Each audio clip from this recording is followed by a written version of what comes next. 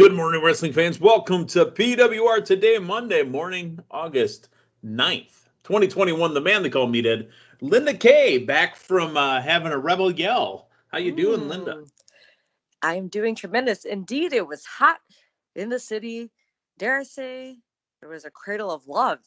Oh, you were amongst the cradle of love, amongst all the pokes, the cowpokes in Dallas, the dirty West Dallas, home of the Wisconsin State Fair, looking at some Billy Idol rocking the cradle of love. Oh, yeah. It was awesome. He's still out there doing his thing, rocking the crowd, and just looked like everybody. Did he have myself, Adam Sandler with him, writing no, songs for him? No, he did not. Still has Steve Stevens, still his main man there on stage with him. But Okay. no, but just like everybody had a great time, including Billy Idol. It was a lot of fun. Flush for fantasy as well. Nice. It's been a great weekend. The Olympics are over. The first time ever that two teammates in the NBA also won gold at the same time. Linda, can you name them? Indeed. Milwaukee Bucks' very own Drew Holiday and Chris Middleton. Yeah, Not since nice. 92, like you said, which was Michael Jordan, Scottie Pippen. Doubles. Oh, yeah. Doubles. All right. Well, I was going to take us from Olympics into Olympic wrestling, to kind of get us into wrestling, but we need to hear about our sponsor first. Indeed. The great Collar and Elbow. Make sure to go to collarandelbowbrand.com. Check out the summer sale. Check out the summer apparel. Get yourself set for fall even. And if you want to save yourself a little cash, use promo code Linda K. That's LINDAKAY to save yourself 10% off your order as well. And I know, Meathead, you just made a recent order. Yeah. I got some friends who just made some orders. I am getting some more apparel in. We're looking good in that collar and elbow apparel. It's looking good. Yeah, you saw my brother T-shirt hit the old Meathead. I still cannot believe that my collar and elbow collection is basically, going to the Buenos Hermanos, the Good Brothers. Yeah, well, it's good stuff, looking good in that Good Brothers clothing. Like I mentioned before, there's the Good Sisters apparel. That's right. You make sure to go to collarandelbowbrand.com. Check it out. You'll look styling and profiling. And I want to say thank you to all the listeners too. I know that they've been using that promo code Linda K, LINDAKAY. Also for the recent bump that we've had. We're growing, Linda. We are growing, and the word is getting out.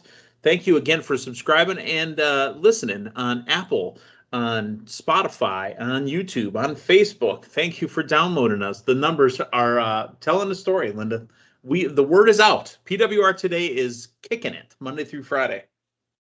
Absolutely. Where you can get some wrestling news, some wrestling opinions, a little comedy. We got it all right here. Me, you, and Matthew. That's right. If you ever want to listen, try to get your plans to die, you can listen to me sing too. So. All right. And what I've been doing is stalling because I got a tickle in my throat again.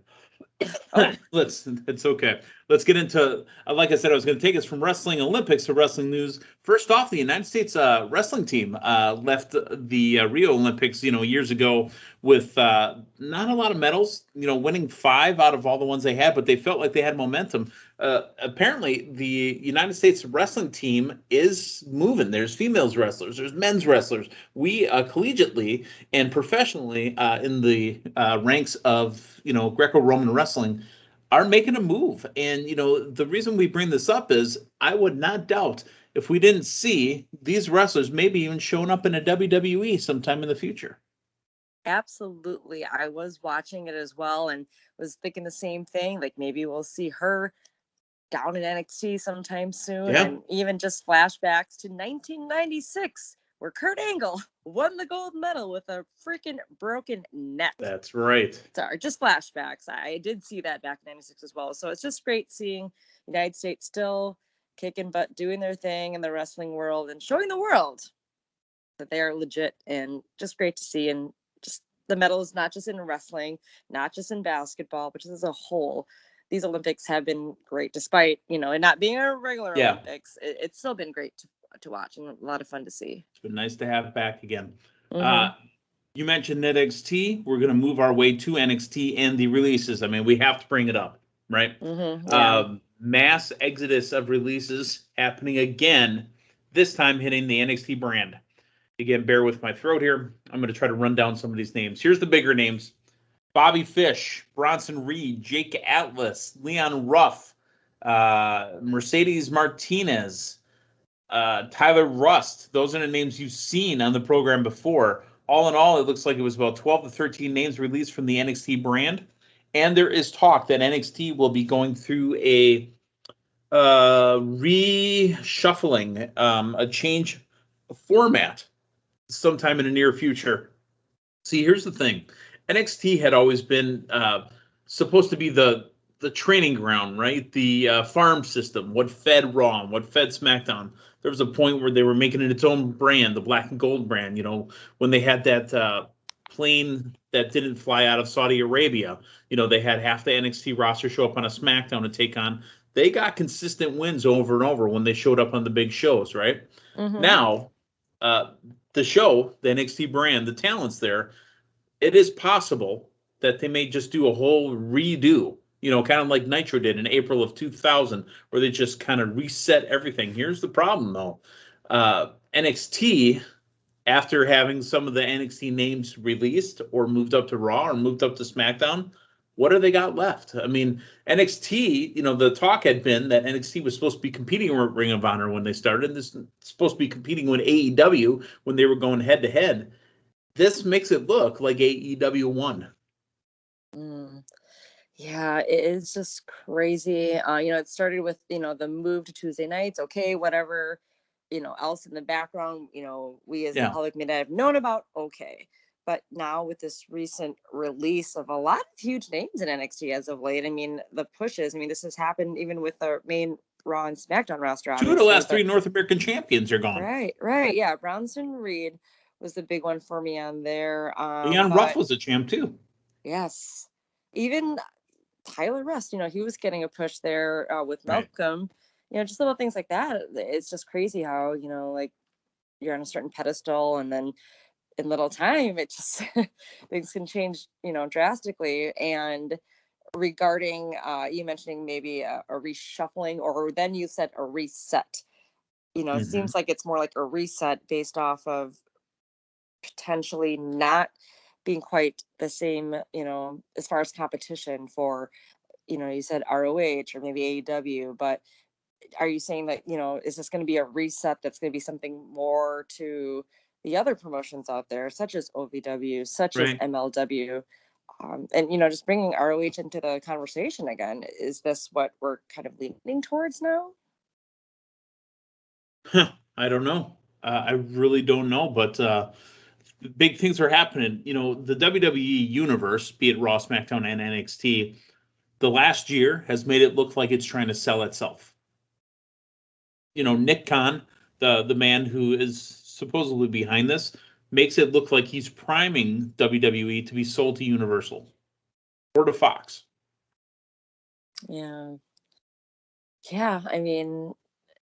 It's just constant cuts, and it's crazy because one large amount of cuts gets made and announced, and with huge names on there, not so long after we're hearing more. So not really sure. I guess there's always that element of surprise. It really makes things more unpredictable as a fan as well. So maybe that's the silver lining of it. I suppose in days and times of now. But yeah, I forgot to mention NWA with that discussion I just made as well. So maybe it's something where NXT is something more similar to some of the other promotions out there outside of going head to head with AEW. So. Let's talk about one of the other names that was released from NXT within the last year as well, Chelsea Green. She is in a legal battle with WWE for the rights to her birth given name. WWE had filed a copyright patent on her birth name to own her name and her performance. She's no longer with the WWE brand in NXT. She cannot use her name, Chelsea Green. I'm blown away by this. We talked about this off air. It's like Kevin Nash being told you can't be Kevin Nash. or Scott Hall not being Scott Hall. I mean, you had some other ones as well. John Cena, Randy Orton. Yeah, that's interesting because again, I mean, Chelsea Green, is her gimmick name, is, and her also shoot name. So this would be quite a battle. Gosh, I don't know how long this battle would take, what the outcome would be, but it is a little crazy if you couldn't have your legal name Right. leading certain Blows me company. Like, I away. get that. I'm sorry, what? I said it blows me away. Yeah, I can see that happening for some individuals that have gone by their legal name, but for it to be a challenge thereafter, I don't know. I hope she can still keep her name. I mean, that's her real name. It's her real name. Her mama gave her that name. Her daddy gave her that name. So yeah. Let's talk about SmackDown from last Friday. Sasha explaining why. If she would have been a beloved face, you'd have in the crowd, a sign that said, "Why Sasha? Why?" No. This was Sasha Banks being Sasha Banks. Excuse me. This was Sasha being Sasha. Bianca Belair is forced to deal with Sasha Banks and Zelina Vega. Now, Zelina seems to be the fly in the ointment, if you will. While this seems like it's Sasha going after Bianca, Zelina is still there, kind of poking, kind of prodding. Your thoughts on what seems to be a one-on-one match heading towards SummerSlam with Zelina Vega kind of looking to find a way to get in? Well, I mean, it was a championship contenders match that Selena had with Bianca on SmackDown. And if she would have won, I believe that would have then granted her a match against either Sasha or Bianca come the outcome of SummerSlam. I believe that's what the stipulation was, but she didn't win.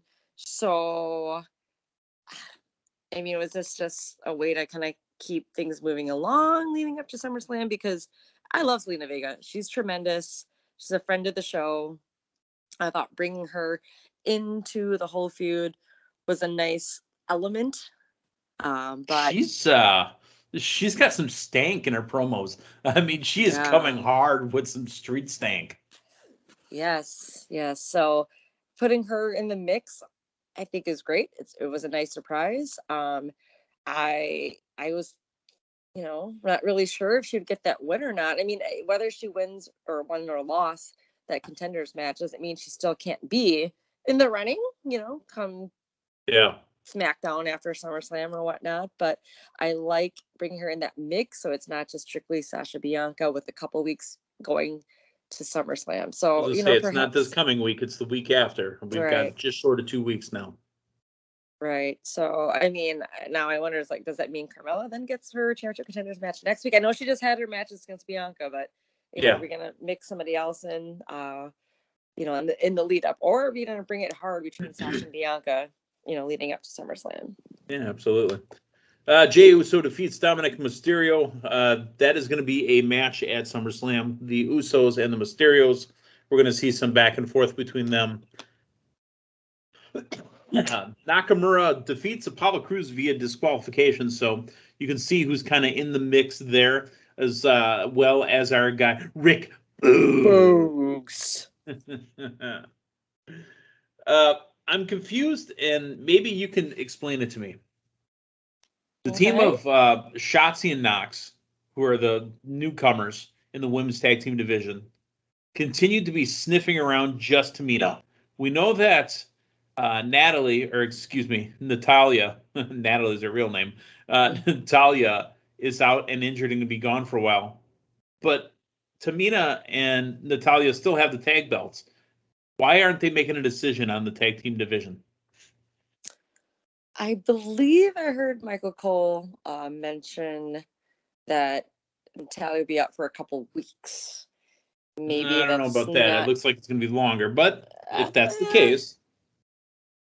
So basically, they could have relinquished the title just to give maybe perhaps a tag team tournament, perhaps a women's tag match, ladder match for the titles again, or I guess could have been something like that. I don't know. I mean, they're keeping Tamina in the limelight, so having her have these singles matches and them mentioning Natalia being injured and resting, but being back soon.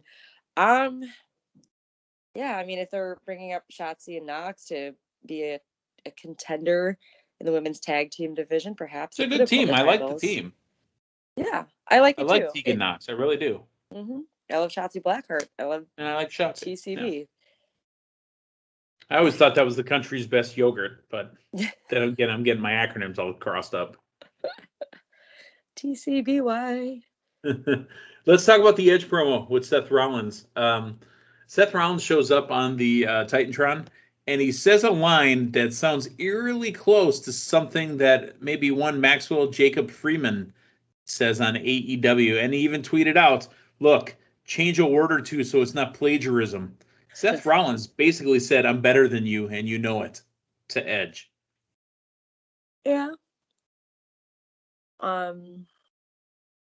Doesn't necessarily mean he was trying to take the saying, slogan, or however you want to put it, Maybe. from I mean, MJF, but I'm always aware of OPF, other people's finishers. That it happens, right? Everybody takes from everybody. But this one just seemed a little blatant to me. well, I mean, the first time I heard MJF say it, I thought about Zack Ryder. Woo, woo, woo, you know it. Like, doesn't mean he took it from Zack Ryder. There was somebody else in SmackDown that said something about getting these hands, too. It made me think of Braun Strowman.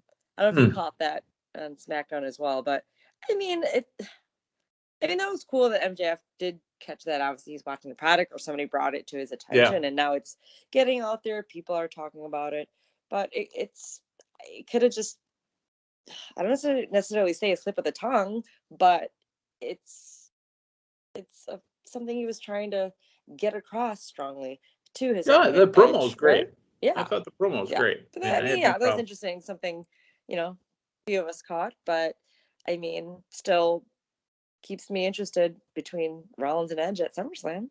Yeah. Street Profits defeat Ziggler and Rude. The Profits want the smoke. It is, as they said, it's time for take-back season. It's time to take back the championships. The Street Profits scored me a lot of points in my championship season last year in the PWR Fantasy Draft. I don't have them this year, but I do root for them. Love seeing the Profits out there and winning. Yeah, I think that it'll happen soon for them. They'll get it back from the Derby Dogs. Bianca Belair defeats Zelina Vega. Like I said, I like having Zelina Vega be that fly in the ointment type, where she's kind of buzzing around, buzzing around. Perhaps that's a hint of who else may be getting the title in the near future. Or at least sniffing around the title picture. Mm-hmm. Finn Balor, we had talked about this. I think I said it with Matthew. Finn Balor goes after Baron Corbin. He says when he's done with Corbin, he's going for Cena because Cena stole his title match, right? Mm-hmm. Now, Finn Balor also went after Roman Reigns. Roman Reigns and the Usos executed a 3-on-1 on Finn Balor at the end of the show to close it out. You don't see Finn Balor getting into the match with Reigns and Cena, do you? It crossed my mind. I don't see it for SummerSlam. I see 1-on-1. But between Cena and Reigns still, Cena right? and Reigns, yeah. Okay. Well, I mean, it did give me flashbacks to how Daniel Bryan became part of the main event at SummerSlam between Edge and Roman Reigns. Yeah. I don't know. I want to say I don't see that happening, but I also didn't see it being that triple threat at WrestleMania as well, when you got a legend returning against the dastardly heel, the champion, the head of the table. Yeah.